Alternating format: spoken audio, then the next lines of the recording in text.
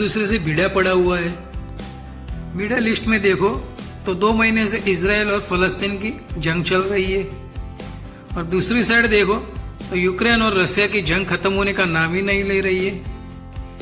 तो चलिए दोस्तों, हम आते हैं अपनी स्टोरी पे। दोस्तों, ये स्टोरी अमेरिका की है। अमेरिका में दोस्तों एक चोर था जो बैटरी चुराता था।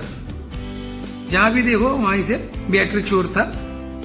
तो एक दिन वो कहते हैं ना कि 100 सोनार की 1 लोहार की। तो यही हुआ, रोजाना चोरी करता था, एक दिन पुलिस के हत्थे चढ़ गया। तो मैं थोड़ी देर में आपको पूरा वीडियो दिखाने वाला हूँ।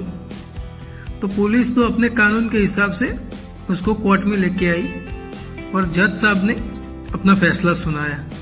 न जाने जज साहब ने फैसले में क्या बोल दिया, तो आरोपी पूरा एकदम से जज के ऊपर ही चढ़ गया झगड़ा करने के लिए। ऐसा लगने लगा जैसे कोर्ट के अंदर WWE चालू है। तो चलिए आप भी देखिए ये वीडियो।